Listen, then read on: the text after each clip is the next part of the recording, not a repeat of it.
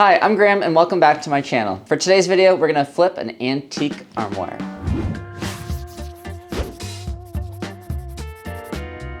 If you haven't already, please hit that subscribe button, and while you're at it, hit that little thumbs up button too, because we like the thumbs up button. We're gonna flip an antique armoire for Amy's bedroom makeover. Because of the condition that this armoire is in, I think it's gonna be the perfect candidate for a furniture flip. We picked up off of Facebook Marketplace for like 50 bucks. Alexander just tasked me with using Annie Sloan chalk paint in order to give this antique armoire a more intentional, rustic, and worn look. Chalk paint is just a very versatile furniture paint that has a million different uses. But for the most part, when I think of chalk paint, I think of distressing a piece of furniture to make it look like something that you'd find in an antique market. There's like a million different ways that you can apply chalk paint. You can make the piece of furniture look brand new. You can seal it, unseal it, 1 coat, 3 coats, 10 coats, whatever. It's less of a product and more of like an artistic technique. Before I start, I always have to put my ideas on paper. I've used chalk paint for a variety of different DIY projects in the past, and it just makes it look very like a vibe in its own. The piece of furniture becomes a piece of art because of how you distress the paint and wear it down.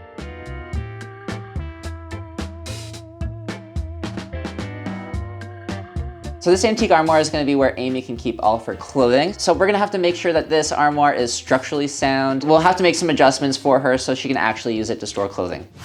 Hi guys, it's Friday and it's day 1 of this armoire flip. It is gonna get really, really messy. Stripping furniture is always a challenge. You have to pay a lot of attention, a lot of time, a lot of effort trying to remove all the paint. We are gonna be painting this with chalk paint, so we don't have to be like perfect about stripping it. We're not gonna be bringing it 100% down to its natural wood, but we are gonna try to remove as much of this pink paint as possible. And the green, someone was in their artiste era when they like painted like these vines on the side here, if you can see up top. This armoire is already very old, must be like 150 years old. It looks completely hand built from top to bottom. All the wood here, all the paneling is all hand milled. It's pretty impressive. Hopefully Nolan and I will do this armoire some justice. Speaking of Nolan, I haven't seen him here. I don't know where he could be. Nolan! Hammy and ravioli here. Found him, so that's great. We're gonna get started on stripping this guy. So stripping? That sounds wrong. Stripping. Yeah. We're gonna get stripping. That's worse. So the paint that we're gonna be using, I haven't actually taken a look at yet. Oh, here's a tip for you. These are biodegradable, like cornstarch packing nuts or whatever you call them, peanuts. I don't know why I did this, but like an intrusive thought I had was to try to dissolve these in a toilet and then flush it, and then it clogged the toilet. So don't do that. Don't take other people's toilets for granted. They'll dissolve in a garbage bag just fine on their own. You don't need to force them to dissolve. Ooh, okay, I'm seeing a little note here. It says, look inside. Oh, cool, fun. Okay, it's a stencil. So I guess like if you wanna stencil some flowers with the chalk paint, they gave you this little plastic stencil sheet so you can do it. That's cool. We're not gonna do that, I think. Mix mat. What is a mix mat?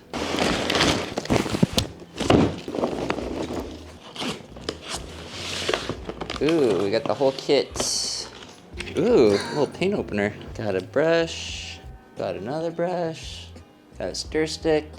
Annie Sloan sent us a wonderful paint kit here. 2 brushes, 2 stir sticks, paint can opener, stencil, mixing mat. So it's a silicone mat that you can like mix paint on to make like custom colors and stuff. And we got graphite, Capri pink, and Antibes green? Antibes? Antibes? Antibes. Antibes. Antibes or Antibes? Antibes? Let's learn how it's pronounced in France first. Antibes. And Antibes. People in English say it as on, okay? En. Antibes. Antibes. You could say the S is definitely silent. Antibes. Antibes. Antibes. Antibes. Antibes. Okay, so then we got Antibes green, and then we have the chalk paint wax sealing coat. So yeah, pretty good kit we got here. I'm just waiting to hear back from Alexandra. I'm thinking that the graphite might be a base coat and that the Capri pink or the Antibes green might be like the secondary coat. I don't know what is what yet. So I'm just waiting to hear back from her. In the meantime, I guess I will make myself coffee. The folks at DeMello very kindly sent me a really big bag of coffee. This is their Dancing Goats espresso blend. It is fantastic. It's like one of my favorite coffees, and I'm not just saying that. I have it with espresso here in the workshop, and then at home I use it in my drip coffee maker, and it's just equally as good in both. Thank you, DeMello, for supplying the workshop with the coffee that fuels these DIYs. I wouldn't be able to do it without some help. Okay, time to go back to the DIY. So we're taking the doors off and removing the hardware. I couldn't help but notice how beautiful the brass hardware is. It looks like it's handmade. So we're gonna restore this hardware so we can use it again.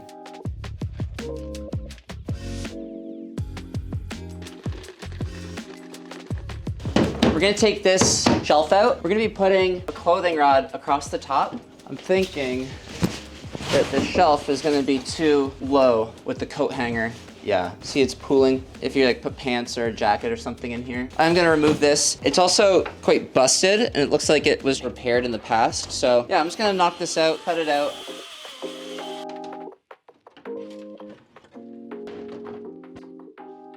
Okay, so I just spoke to Alexandra and it turns out that we are gonna mix all 3 colors of paint. So we're gonna mix the graphite, the Capri pink, and the Antibes green. We're gonna mix them all together to create this like aubergine color. Oh, almost dropped that. I think before I get going on that, before I start stripping the paint, I think I'm gonna make the dowel that goes across the top here. I'm making a clothing rail out of some scrap oak and I'm turning it into a dowel using my lathe, making sure that it's the same diameter, the entire length of the rail.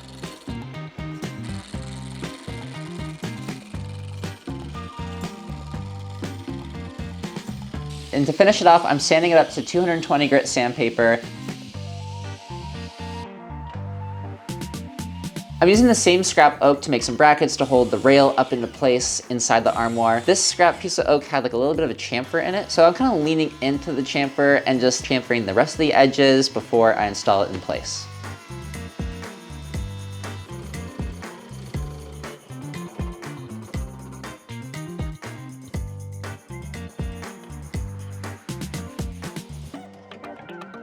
Nice. I'm using some screws to screw it into place, but I'm also putting some dowel over top of the screw holes in order to conceal the screw heads.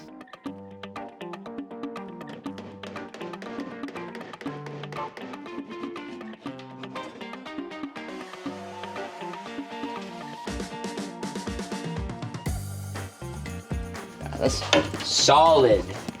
Oh yeah. Oh yeah. Perfect. Oh yeah. It's perfect. Nice. Okay, so we got the rod done. We have the hinges all cleaned up. Now is the fun part where we get to experiment the best way to remove this paint from the wood. I got this for $25, brand new from Amazon. It's a Black & Decker heat gun. I use this all the time. And then we have the heavy body paint and varnish remover from circa 1850. I guess they've been around since 1850, so they know what they're doing. This is what I used on the hinges earlier. I want to like avoid using the chemical route. It gets messy. We're not going to go for like perfect results here. We just need to like strip away enough paint because we're going to be painting on top of this anyways. We're not bringing it down to it's like bare wood. So I'm going to use the sander hooked up to a dust collection on all the flat surfaces. So panels, the doors,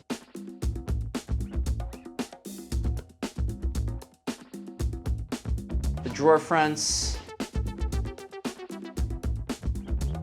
and then whatever I can't get, I'm gonna go in with the heat gun and remove it.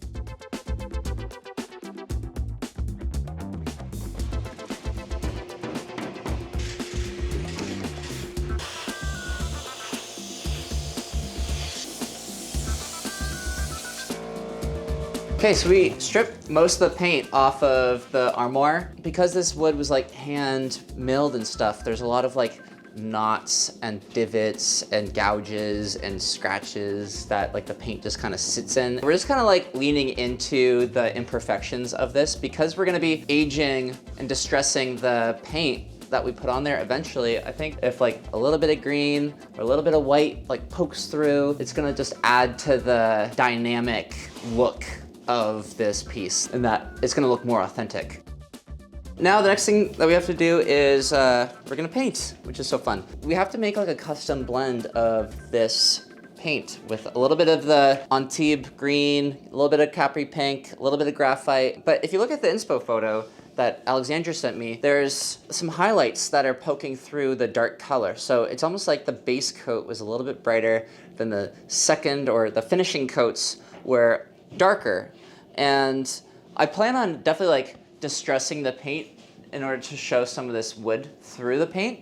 But I'm thinking like maybe the first coat we do, we mix it so there's a little bit more pink in it, a little bit less green, a little bit less graphite, in order to create that highlight coat.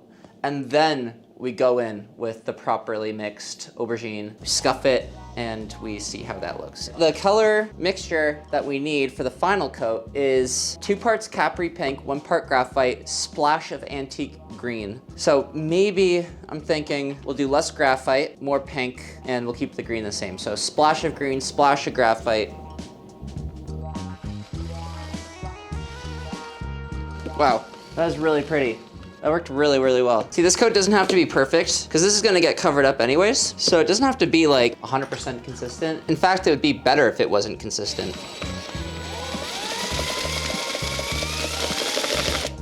I'm a little concerned how much pink we have though. Because if you have to use 2 parts pink to 1 part graphite, you're gonna use 2 times as much pink.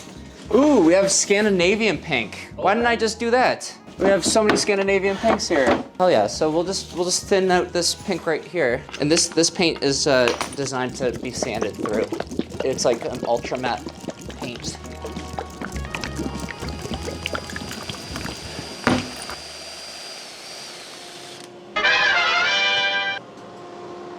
Actually feels so good. It's like, if you ever have lice, that'd be the way to get rid of them. Noel and I are creating a custom blend of paints to apply just one big solid base coat so that when we apply our finishing coat, when we scuff it down, we're gonna see that base coat kind of shine through the top coat. And we're applying this so we get maximum coverage using a mini roller and a regular paintbrush.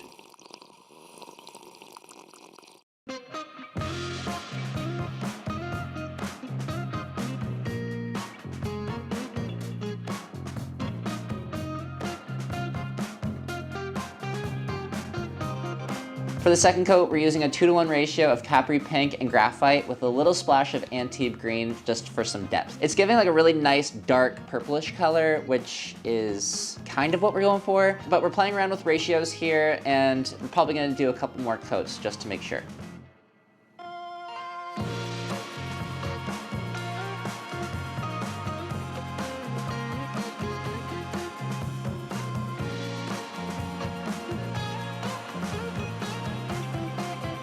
So you can tell by my hand that Nolan and I painted the aubergine purple color on the Armoire unit and it looks so good. It's a little streaky, so we'll need a second coat. We'll just let this dry for about a half hour and then do a second coat before we leave for the day. We'll come in tomorrow and I'm thinking that we're gonna use the back side of the unit as a bit of a testing ground. So probably try like 3 or 4 different options before committing to doing something for the entire unit. Looking forward to distressing it tomorrow.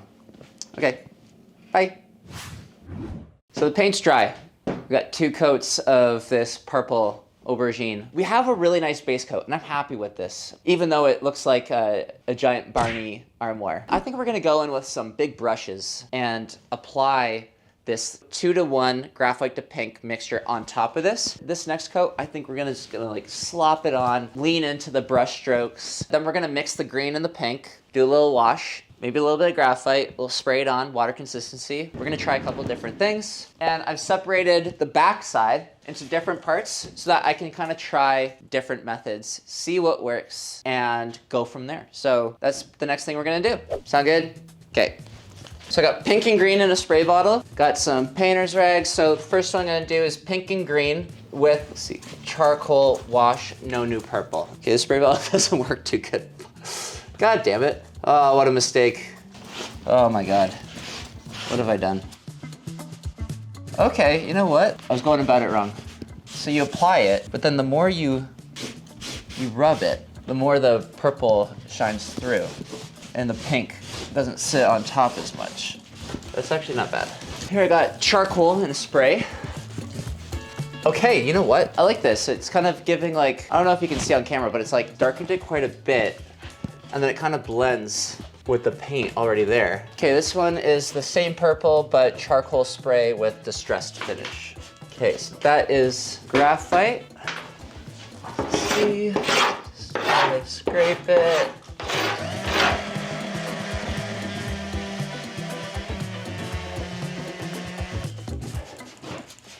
Just kind of blend it.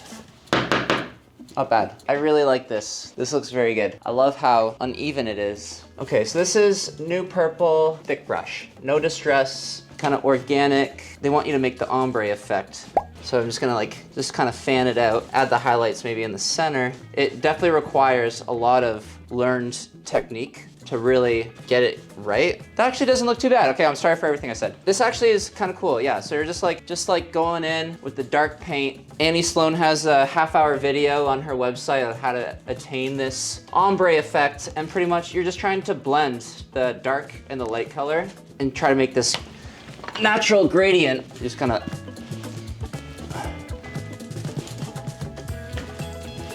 there's graphite in the bottom of this mixing cup. And I'm kind of applying it. As I'm applying it, you get streaks of graphite. I like how it gives this dirty look, but it's so well blended. Okay, I'm feeling good about these. But I like this method. Maybe I should make notes or something. We're just gonna let this dry for a bit.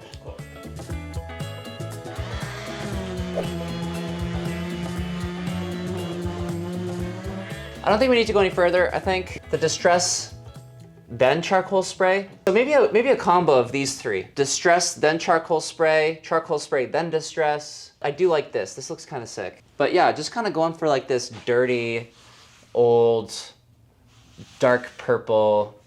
Really like this dark purple, but yeah, I think these three. Okay, so Nolan and I are gonna go in with the new purple. We're just gonna cover the old purple. This is gonna make the base coat darker. And then we're also just going to spray on some charcoal and kind of work it in with a brush. I'm gonna be going in with a smaller brush with the purple. I think the charcoal spray is gonna be in the perimeter, and then in the center is gonna be more of a solid purple. We're kind of like adding like dirt, like years of grime to this piece, and all those years of grime are gonna like accumulate in the hard to reach areas of the unit. So I don't have to be like too perfect with this because it's a very similar purple underneath, but having this paint be wet just allows us to really blend that graphite into it. So I'm just gonna add a little bit of paint here, just being rough with it so it's more organic looking.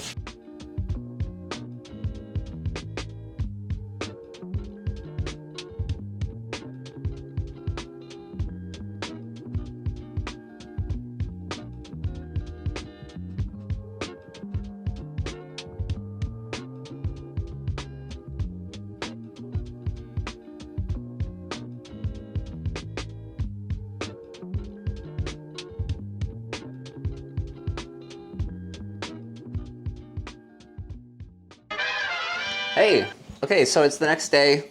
The paint looks really nice.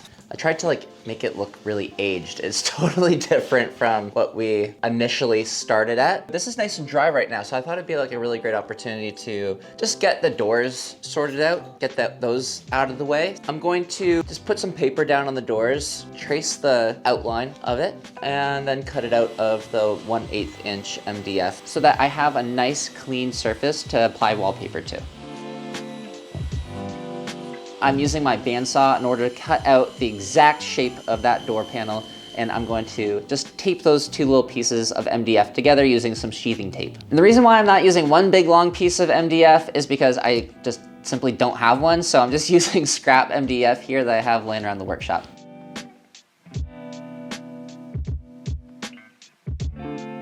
Okay, so now we have this beautiful wallpaper that we're gonna apply to the door panels we just made. Look at how beautiful it is. It's dark and moody, beautiful floral pattern. And so what I'm gonna do is I'm gonna put both door panels side by side. I'm gonna lay out the wallpaper. Hopefully it'll cover both panels because I kind of want that pattern to continue from one door to the other. I'm using this beautiful dark and moody floral wallpaper from Timberly Interiors.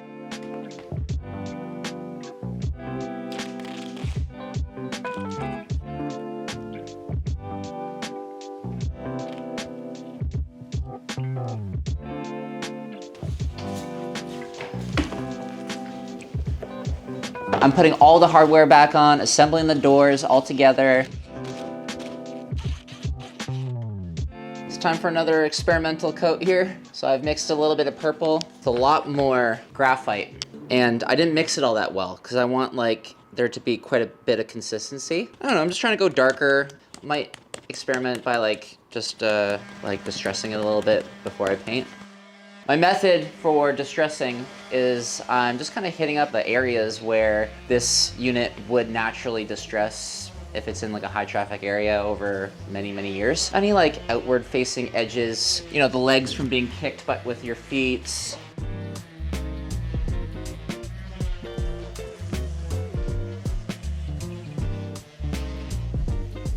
I also have a scraper. This is a little bit more aggressive. I might just add, you know, some scuffs or something. Honestly, you can just get really creative with it. Here's my keys. You know, just throw your keys at it, kicking it, kind of just scuffing the edges with my shoe, just how it would naturally be worn down. I'm kind of tempted to like put some sandpaper like on my shoe. Oh, that's cool. And then I've got like this wet, dirty cloth, you know? Just kind of get creative, a little stir stick, you know, just add some scuffs.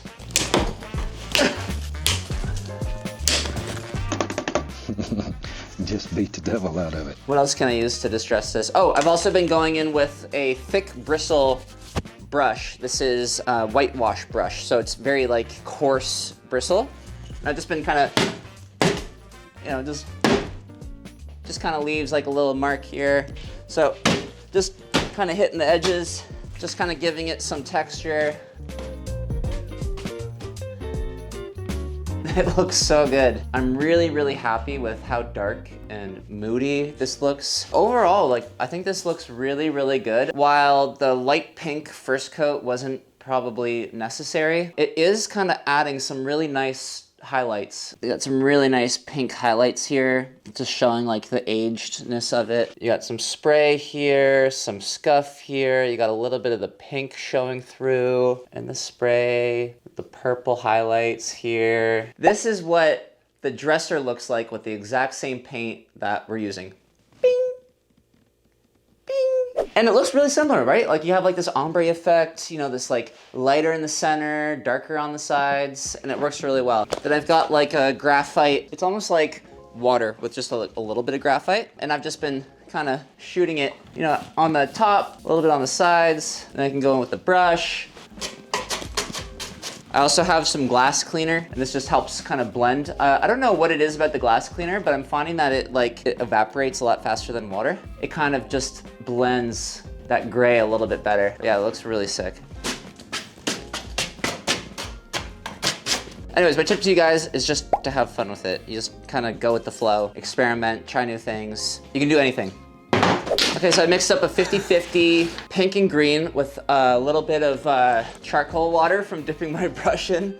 What I've learned here is I thought it took a Michelangelo to do something like this, and it's really just, all it takes is just confidence. You just go with the flow. I'm just kind of like adding some natural splash here, just on the ground, by the legs. And then I'm just going in with this brush. I'm just kind of like, just dusting it off. And it's just adding that extra little bit just of realism. I've got the green here. I'm just gonna put like the tiniest little bit on here. Maybe I'll just add some antique slime. I don't know. Kind of work it in. I'm just using a damp cloth here. Okay, now it's time for the chalk paint wax. This is like a hard paste. And you just kind of load up a brush like this, and you just work it in to all the crevices. You kind of allow like a day for it to dry in between coats. The more coats, the more durable, and you can buff it to make it really shiny. My first thoughts already is that it is just making the paint just so much darker. As you can see at the top, it's like very dark, very rich. It's gonna be even moodier. I would just recommend working in sections. Don't try to tackle everything all at once. I'm using a wax brush that Annie Sloan provided with the wax in order to kind of really push the wax into all the nooks and crannies. They say that you can apply a second coat, and the more you apply it, the shinier it gets. So depending on the look that you're trying to go after, whether it be matte or shiny, this wax will allow you to obtain a variety of different appearances.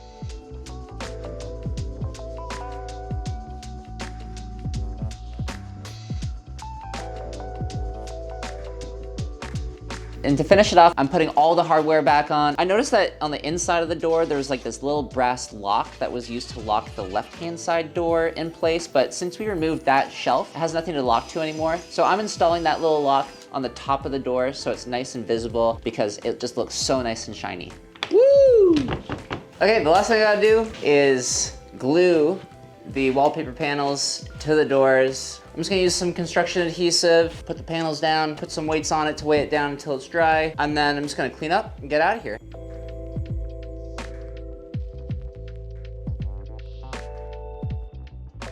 Now is part of the video where I talk about what I've learned and what I would do differently. You know, with chalk paint, they say you don't need to prep the surface, you don't need to prime or sand. I did all of the above. Stripping the paint, sanding it down, cleaning it up. So my advice to you guys, if you're doing this project at home, is just, you're gonna be like distressing this, so do not worry about the prep work beforehand because you're gonna be destroying this thing later on anyway. So don't get hung up on the detail work. You can just pretty much do anything to it and it's still gonna look good. Chalk painting a piece of furniture is a very approachable beginner DIY for those at home. All you need is a brush, some chalk paint, and literally I scuffed it up using my shoe, some chain, sander, sandpaper. You don't need any special tools in order to distress it, which is the fun part. It's really fun to do, it's very cathartic. It's just a very satisfying thing just to like see this armoire be transformed. We're giving it a second life because it was looking rough to begin with. But I hope Amy enjoys this armoire for years to come. I'm really happy with how it turned out, but let me know in the comments what you guys think, what I should have done differently. Thanks for watching, and I'll see you guys next time.